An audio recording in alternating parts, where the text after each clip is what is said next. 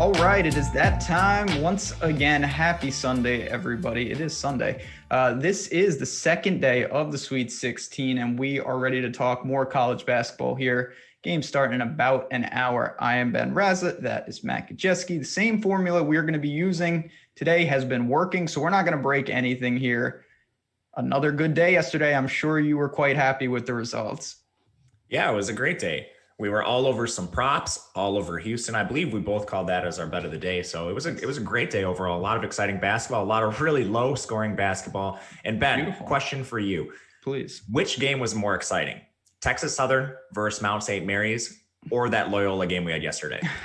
Two of my favorites. Yeah. I mean, everyone, I go on Twitter at like 2:30 and everyone's just like, oh my God, it's 7-2 with 9 minutes to go in the half. That's the bet. That is right in my wheelhouse. That's my favorite type of basketball, where if you make a 3-pointer, it actually matters.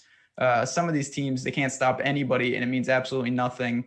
Credit to Oregon State. I mean, yeah, before we dive in today, because we've got 4 games on the slate, nothing really shocked me. I guess Oregon State winning outright was probably the most surprising thing I saw yesterday. But did anything really surprise you?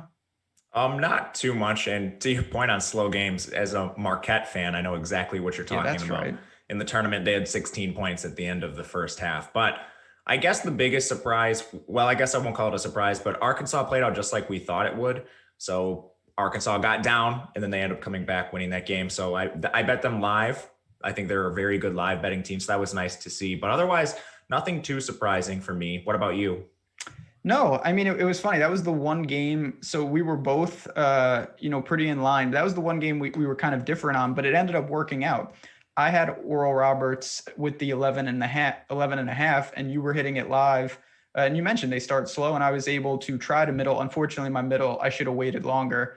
I missed it, but it was still good. I didn't fully price out. So, and then Houston late. Listen, Syracuse, they're a good team, but they're kind of like a one-trick pony to me. They play a 2-3 zone, and that's what they're going to do. And Houston had it figured out, particularly at times when they were just dicing it up in the middle and kicking to Grimes or Sasser or whatnot. And Buddy Boeheim was just non-existent.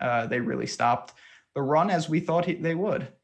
Yeah, it was fun to see Houston fully healthy. I know it looked like Jerome might have aggravated something towards the end of the game, but that dude's a warrior. Just immediately goes to the free throw line, takes the shots. It was awesome. It was great. And like I said, it was a good thing. Chad, it's good to see some people followed along and made some good money. We're certainly going to get to our bets of the day and everything in between. Before I do, though, I want to say thanks to our friends at Monkey Knife Fight, who are once again sponsoring the show. And if you haven't played over there, it is not a huge time commitment, really easy to set up and get going. And it's NBA, UFC, PGA, esports, soccer, everything that you want, they definitely have over there. Go to monkeyknifefight.com, choose which game you want to play, your contest type, your buy-in level, and make sure when you do sign up, use the promo code Awesemo. You'll get an instant first match deposit bonus of up to $50. Sign up today. Definitely give that a try. So we've got 4 games. The left side of the bracket here, I don't know. It's the harder side to me. It's easy to say that after everything went well yesterday, but that's kind of how I truly feel. But let's dive into it. First game up, starting in the top left, the best team in the tournament, the Zags, the number 1 seeded Gonzaga Bulldogs. They are a 13.5 point favorite over Creighton, 158.5 total. I mean, what's there to say? This is a team that clearly has everything that you want. Where do you start with Gonzaga, who's clearly the most important team on the slate? This is the game you want to play for DFS for sure, because the total's so high. It's kind of in a stratosphere by itself. So immediately you want to look at Gonzaga's studs, but their usage runs through 3 players, making it a little difficult and slightly more volatile than some other spots. But ultimately, you have Timmy, you have Soggs, and you have Kispert, all incredibly involved in this offense. Gonzaga plays a very narrow distribution of minutes, which is great for DFS. So you can take some value plays here. But as far as the betting markets go, you're laying a lot of points with Gonzaga here still too. So it's not a spread I want to take. If I am going to take it, it'll actually be on the Creighton side, just because it's a ton of points and Creighton matches up well here, which we'll get to. But Gonzaga, of course, you want at least 1 piece from this team, if not 2. So yeah, I mean, they're the most efficient, high-powered offense in the entire country. You've mentioned, I guess we can call them a big 3. A lot of times they don't need to play the minutes. Maybe that happens here, but I doubt it. Looking at them, Timmy comes in at up top at 82. Then you have Suggs at 8, Kispert at 7.5. Is there a priority list? Can you play 2 of 3? I assume you think having all 3 in a lineup would be overkill. I do think that you could play 2. I think that will be contrarian. I think the best option is to play 1. Timmy is the best matchup. Creighton's a small team. They're a great shooting team. Timmy's the tallest option that we have on Gonzaga. He's the player that's going to be down in the interior, grabbing the boards. I did take the over on his rebounding prop. It was 7.5. Have him projected around 9.2. So that's the best matchup. Timmy should be able to walk into a double-double as long as he doesn't have any foul issues. But you're going to see the other players out there for the entire game as well. So Kispert's more of their three-point shooter. That leads to a ton of upside with him. And Suggs is more of your do-it-all guy. He hasn't been necessarily as involved as Kispert and Timmy of late, but he's still an amazing play overall. Is there anyone else? I mean, clearly most of the production is going to come there, but in a game with a healthy total like this, 158.5, who else on Gonzaga is in play? Who's going to see minutes? I mean, how deep can we go in terms of down the salary range?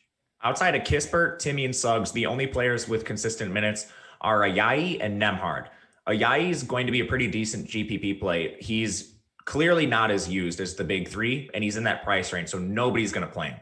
So just for straight leverage, I think Ayayi in the big tournaments could make some sense, but if you're playing cash, you're playing low risk, he's straight up out of play because of price. And then Nembhard's your value play. He's 5,100. He's kind of a wind sprinter, not really involved much. And where he is involved is basically just in the periphery. He has a 22.5% assist rate this year.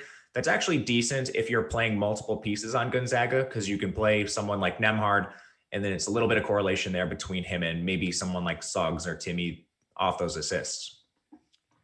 And then other than that, though, you've mentioned the tight rotations. The same question I asked you multiple times yesterday, and your answer was always no. There's no real cheap value, whether it's Cook or one of these guys in the mid 3s. There is not. Okay. Now, so we've talked about Gonzaga, and we'll circle back a little with them, and appreciate the super chat. We are going to keep it rolling today. We're going to try our best.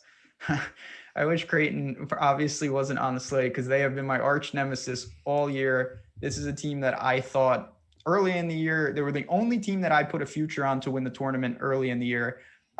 I just believe in this team, and they've just shown at times they don't belong in the tournament. And then they've shown at times that I think that they have a ceiling that is comparable to basically anyone. That's kind of what I want to talk through with you here. So let's turn the page to the Creighton side of the ball.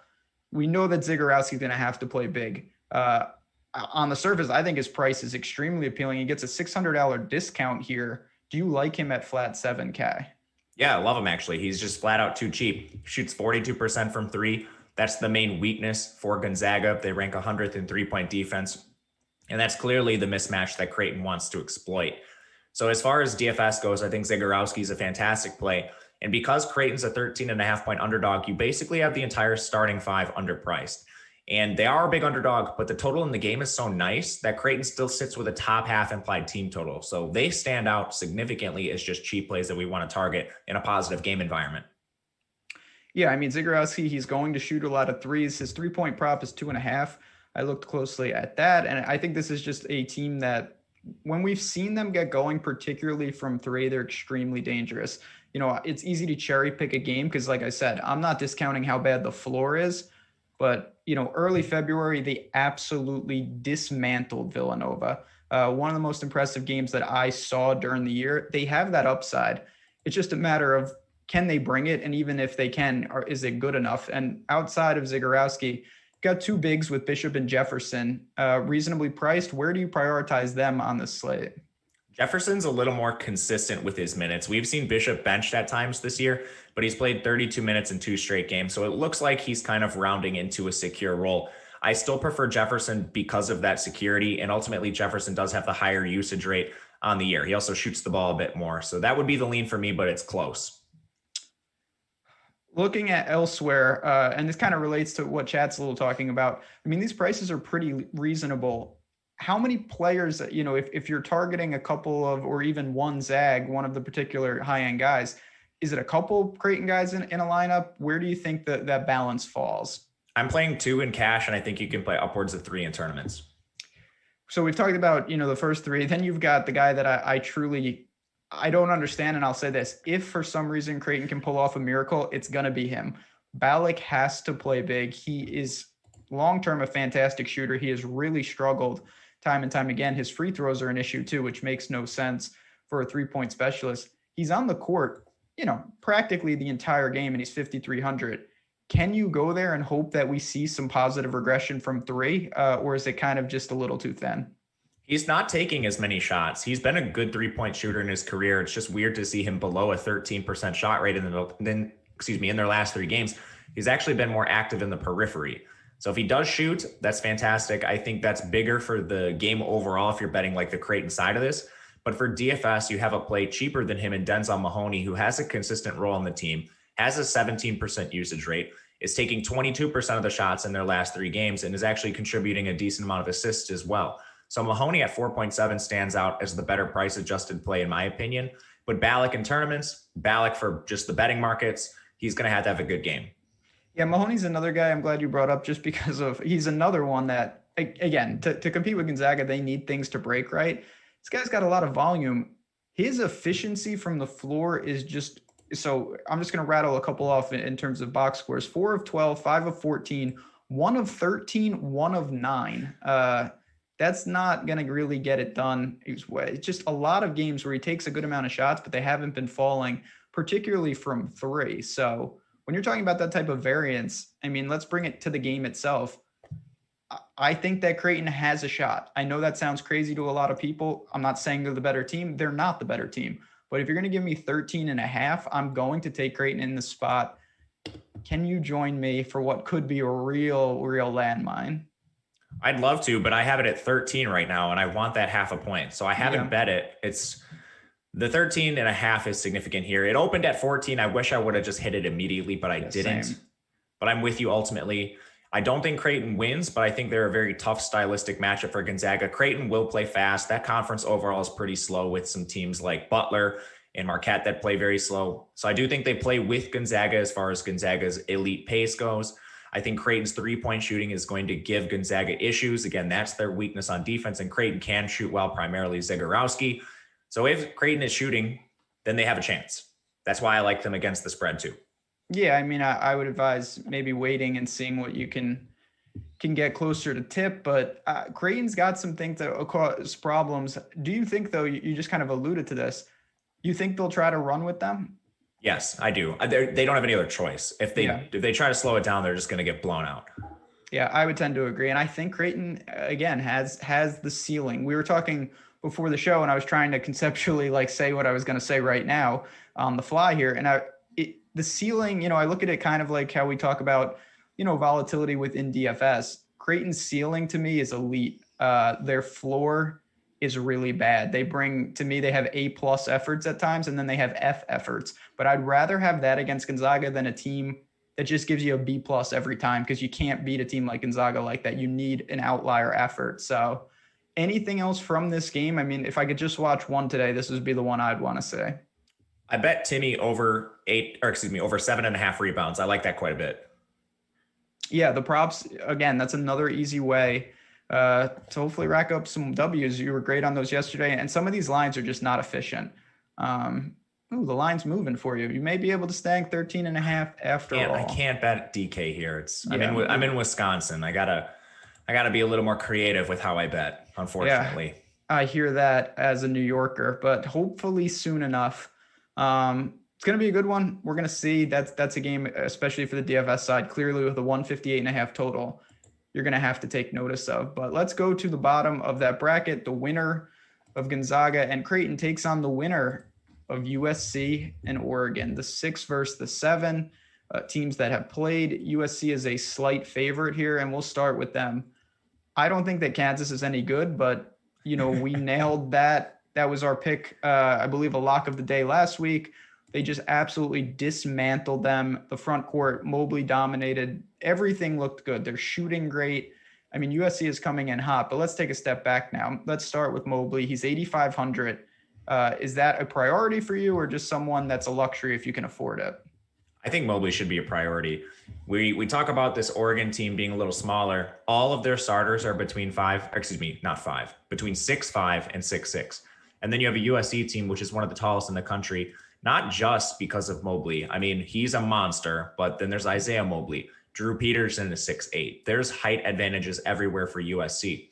So it's a very interesting stylistic matchup just in terms of the game overall. But Mobley, we just look what Garza did to this team last week. It didn't matter overall against the spread or for the game, but Garza had 36 points and 9 boards. Mobley has a legitimate chance to like score 50 or 60 DraftKings points today. And then when you look at, because clearly USC, the advantage is in the front court. I think we know that. I worry about Oregon on the boards in particular. We've seen some of these teams, but we've seen teams, kind of hold their own in spots. And when we get to the backcourt, which I want to do right now, certainly the Ducks are where I would go. What do you make of Edey? You already talked about Peterson, a little white. How does USC kind of, what do you think their guards can do in this matchup? These teams played once this year. Edey had a fantastic game. It was kind of like an anomaly shooting percentage for him. I don't think they do that again. I think they probably try to run it through Mobley, rack up points inside. But ultimately, I'm with you. I think this is probably a game where Oregon has advantages, but it's a really tough game to handicap overall just because Oregon's so good at shooting threes. That's USC's weakness. USC is so good inside. That's Oregon's weakness. So where does this actually win out? Yeah, I mean, that's what's so fascinating about it. And we did see one matchup, but as we've talked about, kind of with Oral Roberts and Arkansas, there were some things that you could take from that game, but ultimately, it's just a different time of year and these teams have evolved. So did you see that game? What? The first matchup? I did not, no. Oh my. Okay. So if you guys are looking at box scores, that game was a disaster for Oregon early. They went down 15-0. They were like 0 of 8 or 0 of 9 from the floor, 3 or 4 turnovers in the first 6 minutes. So USC is up 15-0. And then Oregon actually outscores them by 7 in the second half. They kind of make it a game. So outside of that just crazy anomaly in the first 6 minutes, it looked to me like Oregon had advantages, even though the box score doesn't necessarily show that. That is interesting. And again, that's the kind of stuff that you want to at least take note of. That's why we have you on the stream, because it was probably too late past my bedtime. Pac-12 basketball, I don't have time for that. Dude, can you imagine me staying up for that? You were probably up. It was so late that it was actually morning for you. Anything else in terms of real salary relief for USA? They play a deeper rotation, but none of them are really eclipsing 20 minutes. Ethan Anderson would be maybe the only guy I look at, but I think there's better value on the slate. Is if you go a little bit higher than players like Ethan Anderson, who's 4K, and you go into kind of the mid 4Ks, I think there's pretty secure value. So I don't think we should be approaching USC with this in mind, trying to get value plays. On the other side, Oregon is a team that, we talked about against Iowa, that it's an interesting bunch because they don't have like a superstar like Garza, but they still run a very tight rotation. It's just that everybody's that's out there can contribute and certainly can step up. So I guess conceptually, how do you approach a team like that has players that all get in the mix, but they also are on the court for a lot of minutes? Yeah, they play a very narrow distribution of minutes. It puts all 5 of their starters in play, but unlike some other teams, the usage isn't condensed. It's spread across all 5 of them, making them volatile. And I think that's great for GPPs. You can pick off one of these Oregon pieces, hope they're the one that has the ceiling game. Because they're so hard to predict, it likely drives down their ownership. But for things like cash games, it's very difficult, especially with most of them coming in at efficient pricing. Will Richardson was like 5K, 5.5K a couple weeks ago. Now he's up at 6.8. Much better price on him. So it's kind of tough to get any of these Oregon guys not knowing who the big game's going to come from. If I am taking one, I tend to lean towards Duarte and Richardson. Yeah, Duarte is a guy that I don't know if it's just kind of like personal preference. I love the way he plays, can get crazy hot. Obviously, the minutes are going to be there. And this Ducks team, I like Oregon in the game. It's a very difficult matchup to break down. I just think their offense is too efficient. I really like their coach. I think they will be ready. Obviously, they're going to have to work on the boards. I mean, what do you think? I know it's hard to see how these games play out, but how do you see this ultimately unfolding? I have Oregon +2. Looking at them live in game 2, if they go down, they're going to shoot a ton of threes. That's USC's weakness on defense. They rank 160 at defending the 3. It's an Oregon team that's been underrated through most of the season, and we've seen this even in their debut performance against Iowa. They played with just so many injuries during the Pac-12 regular season that we didn't really get to see what this team looks like, and they're finally rounding into form. So I still believe they're a bit underrated. And you think that they have more of an advantage from the outside, I would say. Their main advantage is going to come via shooting. I think a couple factors that might come into play in this game. USC is a terrible free throw shooting team, like downright horrible, outside the top 300 in just free throw percentage. In close games, that's going to be a huge issue for them. And we haven't seen them in close games in either of their two debut performances in the tournament. This is going to play closer, Vegas suggests, and that could be a factor here. So I think Oregon, the more sound team overall, great shooting team. I'm just looking towards their advantages more. Yeah, that's the other thing. I mean, Oregon is a team we've only seen once because they got the walkover against VCU, and then they looked, I mean, what was there to say against what they did against Iowa? Just absolutely massive, massive domination. Looking at the total real quick before we kind of shift gears, anything stand out there? 138. How do you think that, correlates to the pace we may say? I had it a little over that when I ran my model. It put it at 140. I ultimately didn't think that was a great value. Neither of these teams is, a breakneck pace. You have USC just basically on average for pace. Oregon plays a little bit slow. So if this comes through, it has to rely entirely on offensive efficiency. That could happen. We talked about the advantages both teams have, but I think it's too close to bet. And so, when you look at that, yeah, I'm not touching this total at all. And it's just tough. I mean, did you see the Loyola game? Like it didn't get there, but if you would have bet that under and they were fouling and fouling and fouling, that would have been an all-timer to lose that. That was brutal. I've never seen so many just horrific missed threes. It was great. What a game. Just right in my wheelhouse. We're not going to see that in this game. Oregon is just so dangerous. But it's tough. I mean, just even looking at these box scores, you just see all the minutes are condensed to these guys, and there's really no value to be had. But tournaments, I get it. Cash, you've mentioned it is a tough sell here. So ultimately, we've kind of been doing this. So who do you think in 2 days? What is that? Tuesday? Yes, Tuesday. We will be seeing Gonzaga versus Oregon. That's what I think. As do I. But don't sleep on those Blue Jays.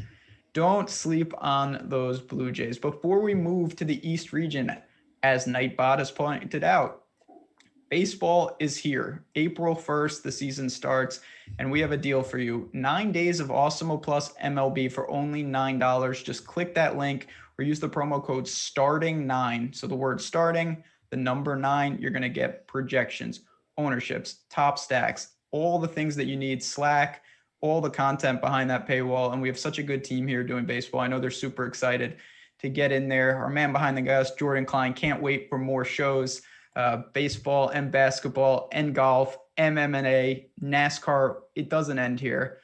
We have got you covered. The draft, we're going to drag Matt Gajewski in. We're going to do some draft shows, have some fun. I cannot wait for all that. Anything else getting back to college basketball here between the two Pac-12 teams? I thought you were going to ask me about the draft for the second. I was like, I'm not ready for that yet, Ben. But no, don't worry. I'm not either. So that's. Sorry, excuse me. Something fell down in my apartment, but. You all right there? Yeah, it didn't hit me. Disregard. But as far as this game goes, I think it might be the most exciting one to watch today. And I'm really excited for the Alabama game as well. So that's saying a lot, but going to be a really exciting game up and down. I look to bet this live potentially just because both of these teams have significant advantages over the other. So I might even hit USC live here, depending on how this game opens up. Yeah, this is one, I mean, styles make fights. We've talked about that a ton just in general.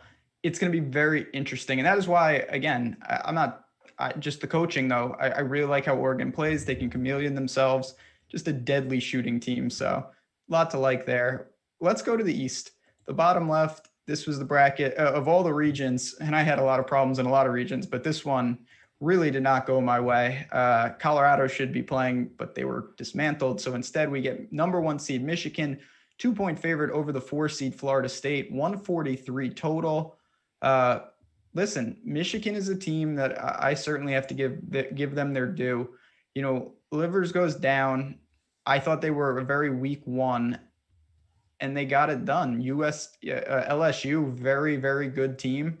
Battled and they pulled it out. So credit to them. And now they have a real chance. And you look at their team, we've got Wagner, you've got Dickinson, they've got Brooks, they've got guys. It's just, I didn't think they were as strong as the other ones. So where do you view Michigan kind of overall? And then let's dig into these salaries. Yeah, we've seen the line move in Florida State's direction. Michigan is kind of a tough team to analyze at this point. They've really just had one game since the Livers injury that I think is very notable. They did play Ohio State close in the Big Ten tournament, but then that Texas Southern game didn't mean anything to me. And it was interesting to see what they did with LSU. Obviously, a very, very high scoring game there, but they were incredibly efficient still. That's what Michigan does. With their rotation, we know 4 players for sure are going to see almost every minute. That's Dickinson, Wagner, Eli Brooks, and Mike Smith. And then they kind of split that 5th role between Chaundi Brown and Brandon Johns. I think this is just a matchup thing, but those 2 players are seeing decent minutes. They each played 27 minutes in their last game. This is without Livers, of course. Yeah, I mean, I guess that's kind of what the big question was. That was a guy, of course, playing. He would have been on the court for 35 plus minutes in all these games. Are you surprised at anything that we've seen in terms of how those minutes have been distributed without Livers, or is this kind of what we expected? When they've had injuries in the past, they've basically moved Chaundi into the lineup as a 1-for-1 replacement, and they haven't done that here. So I was surprised to see Johns as involved, but Johns obviously has the size advantage, so it does make some sense here. And then, looking at their front court, they've got some dudes. Are you looking to pay, north of 7K for a guy like Dickinson or for a guy like Wagner? Or are they not priorities when you can get, if you had extra salary, you could go get Mobley instead? That's exactly it. And the totals in all the other games are a little bit better, excluding the Oregon USC game. So with Michigan and Florida State, you're looking at a 143 total that's actually dropping. On Michigan, there's obviously concerns with the rotation, but then it's basically a price thing. Like, are you going to play Wagner at 7,800 or are you going to play one of the Gonzaga studs? Are you going to play Dickinson at 7.2 or are you going to play Zagorowski? And they're all in better game environments, the Gonzaga and Creighton players, that is. So it's not that I don't like Dickinson or Wagner. It's basically just an opportunity cost thing. And then if you look down, Mike Smith and Eli Brooks are just egregiously priced. Those players were like 4.5K 2 weeks ago. So that was actually where I was going next. Someone like Eli Brooks, $300 discount from Zagorowski. Clearly, it seems like you would go to the Creighton star every day of the week. Is there even any merit in a large field thinking that you'll get a sliver of ownership, or do you think that people will play Brooks even with the price hike? I can't imagine people will play him, but in GPPs, I mean, you can do just about anything. He has the minutes. He's taken more shots recently. He's up at 17% shot rate last 3. So he has taken on some extra usage, but still it's a very difficult price to pay for him. And in any sort of low risk contest, cash contest, he's just straight up not playable. Yeah. I mean, that he's shooting very efficiently, but you're really priced in. Any cheap value on Michigan? Maybe Chaundi, but I think there's better value than him. Honestly, like yesterday, I would have had more interest in Chaundi because we were pretty strapped for value. But today, there's like 4 or 5 value plays below 5K that I think you can get to comfortably. Yeah, I mean, he was a huge catalyst. Again, they took their best punch from LSU and got it done. Chaundi was fantastic. He was making threes all over the place. He did get a price hike. He was sub 4K in that game, and now he's up to 4,600. But again, a guy that's going to be out there and could play a vital role.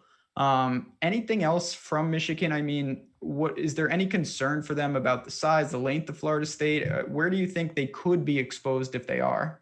Yeah, that's exactly it, actually. So Florida State runs a 10-man, sometimes 11-man rotation. And the smallest player they put out there in that entire 10-man rotation is 6'4". So Michigan plays with a couple tiny guards. Eli Brooks, Mike Smith, neither of them are large. So that is a huge mismatch. And then Florida State is just so strong inside. So it's a stylistic mismatch against Michigan that's going to be very difficult for Michigan to exploit. When you look at these 2 teams on offense, they're both pretty good at shooting threes, but neither of them take a lot of threes. They prefer to score inside the paint. That's actually the defensive strength of both of these teams, making it really interesting here. I think it does play to the under. But as far as the size matchup and how this stacks up in Michigan's favor, I don't really think that it does. I think Florida State does have too many size advantages here. I actually like Florida State against the spread still at 2. I wish I hit it at 2.5, but I wish I'd hit it back when it was like 3.5. Interesting. Okay. So you have a position on this game. I have not bet this game. Not even sure if I will. Michigan is just a team that, again, I wasn't sold on. I'm just not sure. Florida State is a weird team, and let's get to them. No better time to talk about the Noles. We talked about one of our first shows the second day. UNCG was just not a bad matchup for them. Florida State doesn't mind being pressed. They've got the athletes. The game was kind of close for a little while. Miller did what he could, but they ultimately pulled away. And then against Colorado, I mean, they just absolutely dismantled them. Colorado couldn't shoot. They couldn't do much of anything. McKinley Wright was held in check, and that's an understatement. So they come in hot. The crazy thing about this team, you've mentioned the depth. Look at the salaries. Their most expensive guy is only $6,300. Are they underpriced as a team, or is that just a product of so many guys in the rotation? I think that's exactly it. They just will not condense their rotation no matter what. So there's no reason to have any of them at like 7K. And if they were, I think they would just downright be not playable. But because they're below that 6.5K threshold, you can take a look at these guys primarily in GPPs. Again, the team total is just 70. And with their rotation, I don't think you want to play these guys in cash, but they do have some intrigue in tournaments, particularly the cheaper ones, in my opinion. So yeah, let's just start. I mean, I'm going to kind of rattle. I know there's a lot of guys here, but we've got the time, and I want to make sure we get to everyone, particularly on the DFS side. So we'll start with Polite.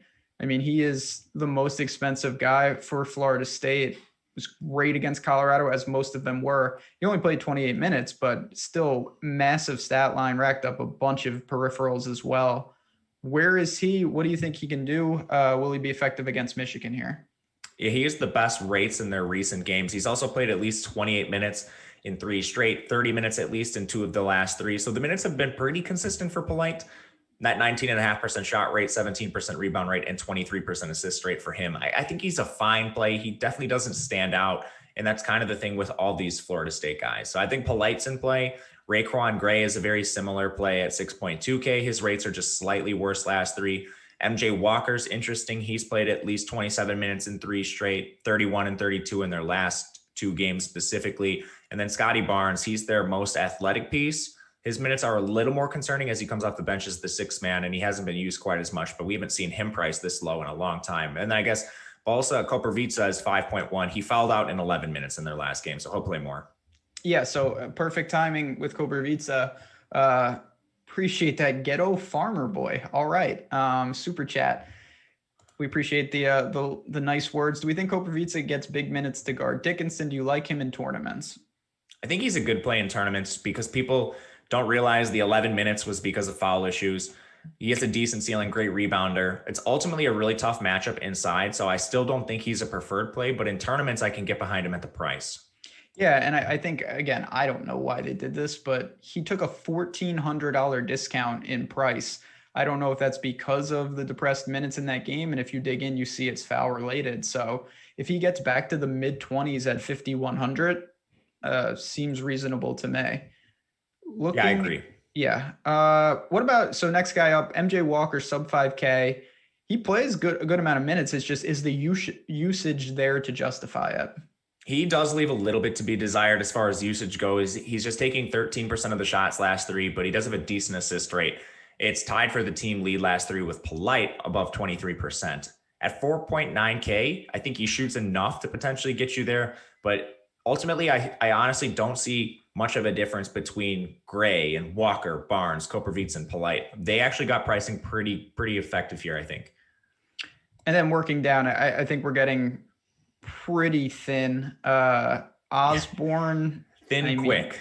Yeah, thin, quick. Evans, Wyatt Wilkes. Like, I assume guys who are playing, middling teens minutes are not on your radar. Yeah, not playing them. It's just tough because, as you talked about, just to kind of tie it all together, those minutes, they're unplayable, but in a lot of ways, they almost make the other guys unplayable because they're going to get those minutes. You're going to get teen minutes for those type of players.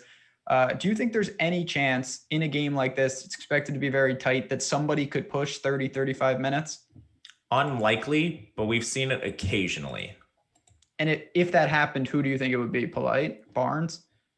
I don't think it would be Barnes. He's coming off the bench. I think it's either Gray, Walker, or Polite. Okay.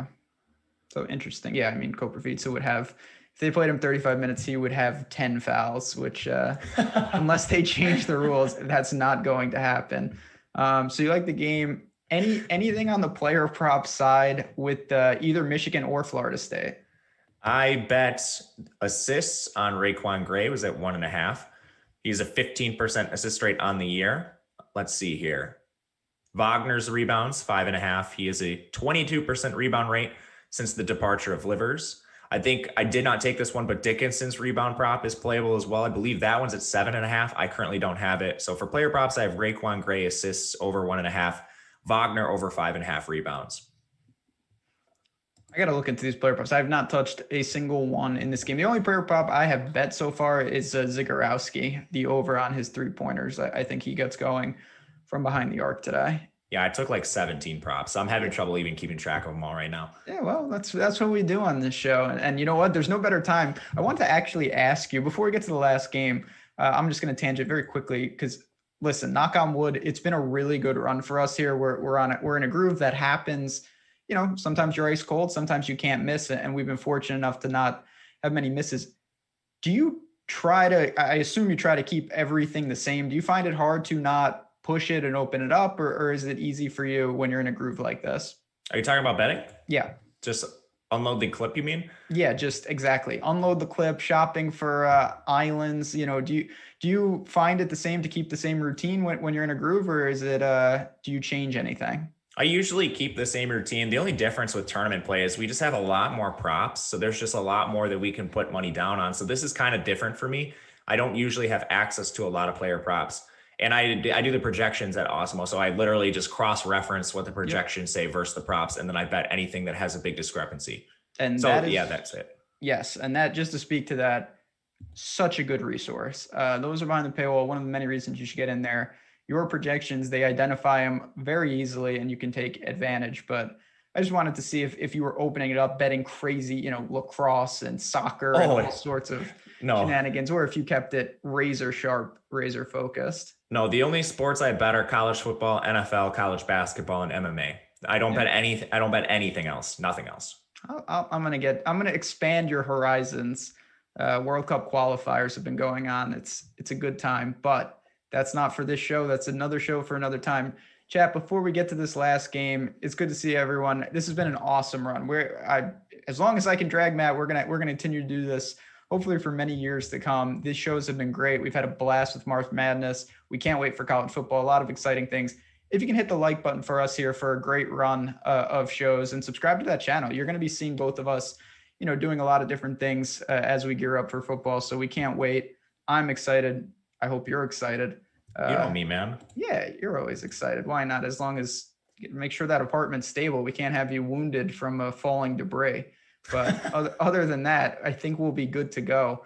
Let's get to this last game. It's probably your favorite because Alabama, -7, you boys, the 2 seed, taking on the 11 seed UCLA, who's looked very good to their credit.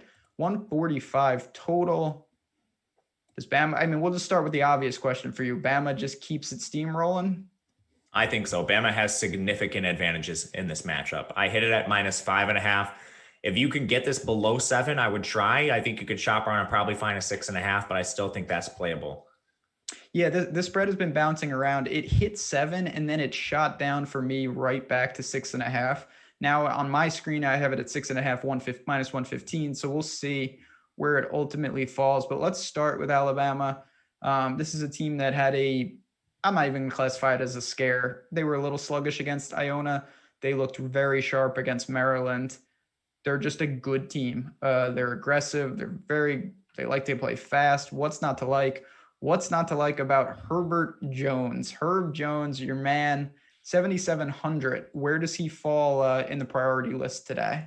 There's only one thing to not like about Herb Jones, and that's occasionally he'll foul himself out of games in sub 20 minutes, which is very, very annoying when you play him in DFS. But when Herb Jones is not fouling, he's phenomenal. He'll play point forward. He's a 6'8" player who brings the ball up.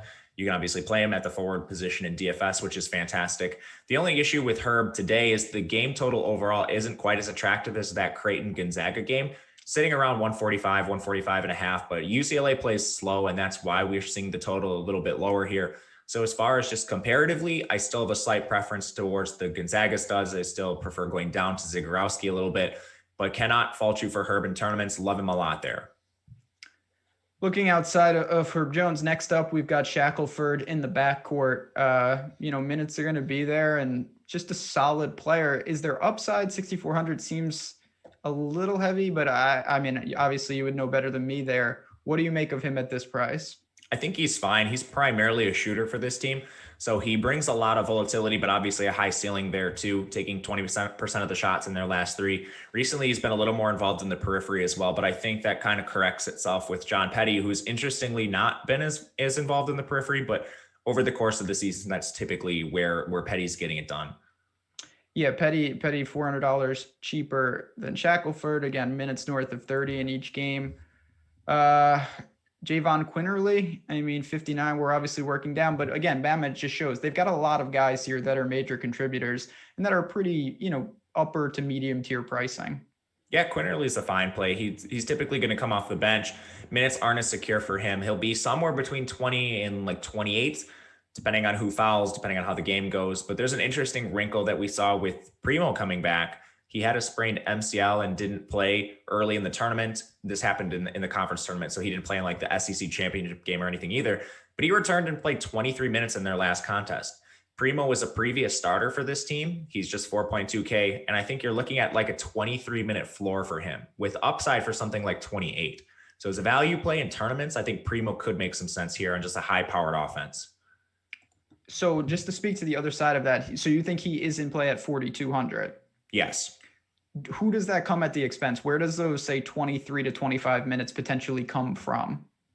In the past, it's come from Quinterly. I think in the last game, we didn't necessarily see that because Herb Jones was in foul trouble. Yeah, I mean, so do you think it'll potentially come from these guys only in the backcourt, or could it affect someone like Jones? So when everybody's healthy on Bama, and we've seen this early in the season, it's not going to affect the minutes of Shackelford, Petty, or Herb. Their minutes are locked in. Quinterly's are not, Primo's are not, but you just have a cheaper price on Primo, and I think there is a little bit of upside there in a high-powered offense for him to play more. Quinterly is not somebody that I really have a ton of interest in playing. In GPPs, he's certainly in consideration because he could play 29 minutes again. He has a great usage rate. He takes a ton of shots. But Primo, his price is a lot more attractive. We just had a question from chat. Can we play Herb in cash? I think you can, but I would probably look elsewhere and probably just pay down for like Petty in cash. Herb is just in that price range where you have the Gonzaga studs, you have Zagorowski, just a little bit less attractive to me, but Herb's still fine. And then looking at Bama, in terms of, do you think that they will need size in this game? What do you think about the front court? Is there anyone else that's really in consideration? Yeah, Bama has good size. So Herb is going to play every minute he's not fouling. Great size for him, and he plays all over the floor. Incredible versatility, incredible athleticism. UCLA doesn't have a player on their roster like Herb. And then they rotate big men. So you have Keon Ellis, Bruner, Gary, Rojas, all of them play, 10 to 20 minutes each. None of them are in play for DFS on their own, but having that many big men is significant against a UCLA team that basically doesn't have any size. Jalen Hill's still away from the team. Their only player of any size really is Cody Riley, significant size that is. I mean, like some of the guards are 6'6", but still there's height advantages for Bama across the board here. I think that's significant. We talked about the pace Bama wants to play with and their athleticism. That's going to give UCLA problems. They're just not as athletic of a team. They typically are running with these teams. So as far as advantages go, it looks like it's all Bama to me. UCLA's defense has also been horrific this year. They rank 173rd overall. They're 199 against three-point shots. Bama's going to run, and they're going to take a ton of threes. They take the fourth most for threes per game, and they shoot over 35% there. And like you mentioned, with the height, I think rebounding is going to be another huge advantage for Bama. So looking at the other side of this game, you've mentioned that you think obviously Alabama has a lot of advantages in several areas. What do you think that UCLA's best shot in this game is then to slow it? They're going to. I think the slow pace does add volatility here, and we've seen Bama get down in games. I think that's more or less just because of their style of play. When you have these teams that play fast and shoot a ton of threes, sometimes they're a little streaky if they're not hitting their threes. So I'm not really worried about Bama long-term. If Bama goes down, I'm going to bet them live instantly. But I think the best chance for UCLA is to try to slow the game. This is a game that I've really teetered on. When the spread opened, I actually was against you on USC. I've come down to earth where I'm not exactly sure what I want to do with them. I was really impressed, and I thought it was a terrible matchup listen, Abilene Christian, they were also just talent-wise behind, but it was just a very bad matchup. We talked. Texas is super sloppy with the ball. UCLA's guards, they do a great job of not turning it over.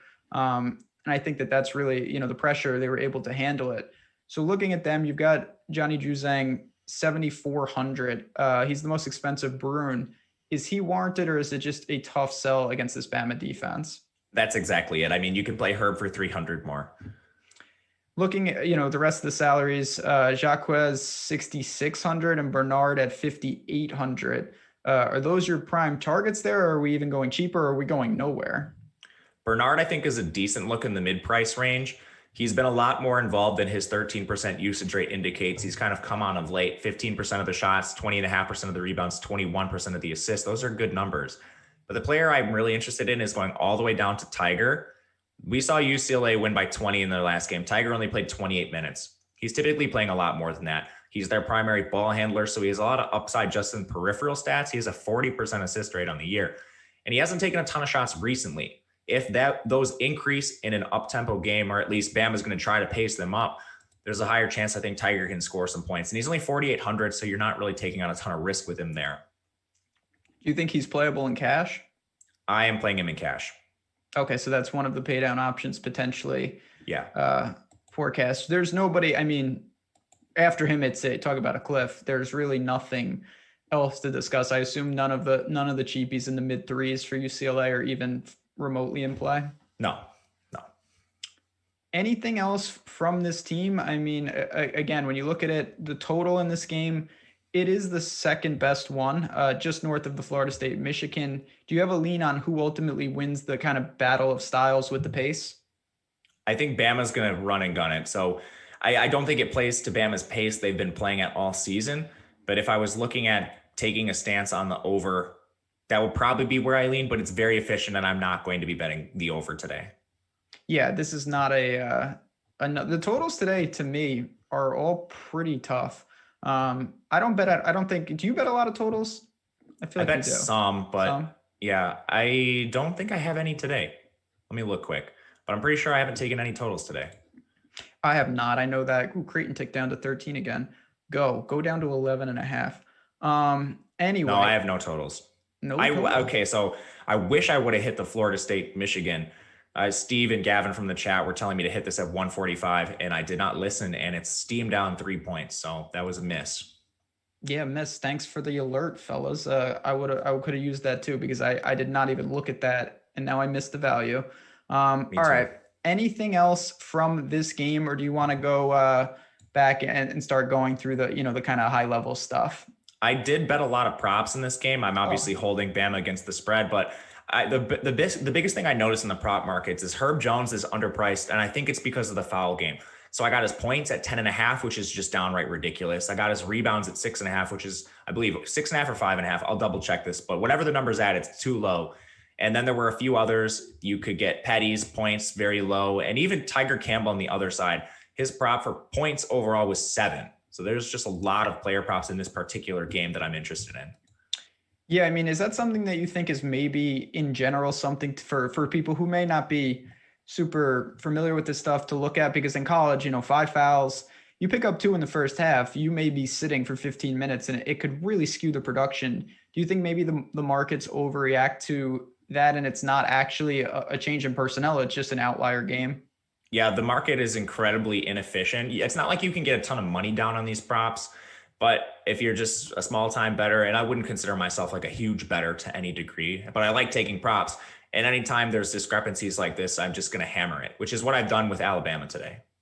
Yeah, there you go. And listen, you can take advantage of that. I know props as a whole nother show. There's a lot of noise around them, but they are a great way, especially if you're getting into betting, to check them out. It's kind of a bridge between DFS and pure, sides and totals. But let's go kind of, how we've been doing this. So for the DFS slate, we've talked, it seems like Mobley and Zagorowski are a couple guys up top that you're really into. We've got the Zaga guys. I mean, how do you structure up top? And then who is that pay down options that you think people need to at least consider? My favorite options at the top, first and foremost, the two you mentioned. Mobley, he is just such a good matchup against an Oregon team with no size. They just gave up 36 points and 9 boards to Garza. It was a losing effort for Iowa, but Garza certainly got his. And Mobley, 8.5K is one of the cheapest prices we've seen him recently. He's been priced as high as 10K at points this year. Zegarowski, he's going to take a ton of threes. He shoots 42% from three. That's Gonzaga's primary weakness. And he's priced like a 13-point underdog, but the game overall has a 158.5 total, 159 in some spots. Because of that, Creighton still has a fantastic team total that's actually in the top half of the slate. So he's too cheap. And the last stud I really like is Drew Timme. We touched on him early in the beginning. He has another one of these significant height advantages over a small Creighton team. He's already taken 25% of the rebounds. There's just a lot of upside for him in a 30 to 35 minute game against Creighton. And then, down low, you've mentioned a couple guys with Campbell and whatnot. Is that how you're doing it? I mean, again, we used to talk when we had 16 games, are you going mega stars and scrubs, or are you going more balanced? I mean, is that even an option on a slate like this, just because you're not really paying a mega premium for anybody? I'm doing more stars and scrubs. So I like Mahoney a lot as a value play, 4,700. He'll play most of the minutes, good rates, good shot rate, good overall usage. I like Tiger Campbell, but there's some other players down there as well. So again, I think Primo's live, especially in tournaments for Alabama after coming off the injury. You have someone like MJ Walker. His minutes are a little concerning and his usage is a little concerning. I do prefer Tiger and Mahoney over him, but there's a lot of value plays today. So the stars and scrubs does make some sense. Whereas yesterday there wasn't a ton of value and we had some very strong mid-price plays. Today, I think most of the mid-range plays are difficult to get to. I do like some of the Alabama guys, primarily Petty, but outside of that, you're looking at Florida State's nasty rotation. You're looking at the Michigan guys, Eli Brooks and Mike Smith, who are significantly overpriced. You're looking at that Oregon rotation, which is great. It's just very hard to figure out who's going to have the big game. So I do think the stars and scrubs approach is a little bit more viable today. Final question for the DFS side. Then we will get to our favorite bet, and then we will get out. But don't go anywhere. Of course, we've got NASCAR. We've got plenty of stuff coming up here at Awesemo. And again, subscribe to the channel, hit the notification bell. We don't want you to miss content. The Masters is coming up. You're going to be seeing me a lot, and we're going to do a lot of fun things, certainly in the future. Best couple guys sub 6K for DraftKings GPPs. Is there anyone kind of that you would target? Well, if you can pay 6K, love Petty down there. I think Jules Bernard in that same game at 5.8 is a pretty decent look.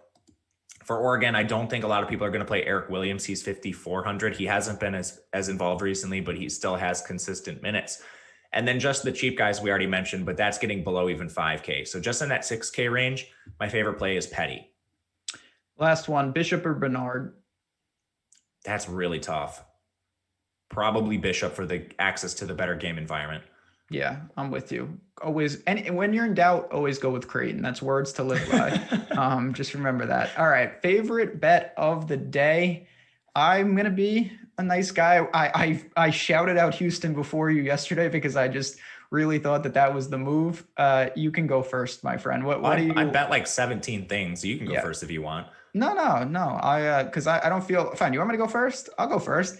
Oregon +2. I think they win the game outright. They are just a team that I really trust. They shoot fantastic.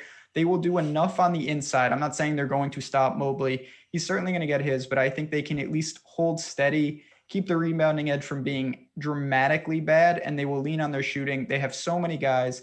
Altman will have them ready. I think they're just the better team, and they will move on. I like Bama, but I do like your Oregon bet too. But Bama's my favorite one. Just laying the points with Bama, just simple enough, 6.5-ish. Yep, I do like laying the 6.5. I took it at 5.5. Just significant advantages on the Bama side. I love all of Herb Jones props. Looking at the over on those, everything you mentioned with Oregon, I'll echo too, though. I like it. One final thing, because I think this is interesting, and we're going to get more content on this in the future. But in survivor pools, this is just a random question, but I like it. Would you take Michigan tonight and have the majority of powerhouses left to choose from, or would you take Gonzaga, which is much safer but could burn you down the road? I think you need to look at where you stand in the tournament. So if you take someone like Gonzaga today, I think you're looking at a pretty good win, and then you're maybe siphoning off some players that take the opposite stance. And then say you took Gonzaga, say you took Michigan at 1, and then you're sitting with Gonzaga in the final. Everyone else is going to have that too. I'd rather be contrarian in the final game where you can actually take down a big prize and be safe on the way there, if that makes sense. Yeah, I mean, I tend to agree with that. It's always a fine line of planning for the future, but you also have to get there. I mean, right. It's a lot of people have great plans to get there and then they don't. So I tend to say survive in advance and figure out the rest later. And everybody is saving Gonzaga for the final game. So say you get there and you have Gonzaga, then you might have to pick against them anyway. That's what I'm saying. And you got to hope if it's not Baylor, there could be trouble, but that's neither here nor there. We will get to that in time. Good luck, everyone, today. This has been a blast. I've really enjoyed these shows. I know we do a lot here, but these are some of my favorites. It's because of you guys, chat. I hope you guys enjoyed it. Love the content. If you have any questions, at JazzRazDFS, at Matt_Gajewski. We're here to help. We're here to have some fun. So good luck today. Let's keep it rolling. It's been a great streak, and we're going to kind of keep it going. Enjoy the games. Talk to you guys soon.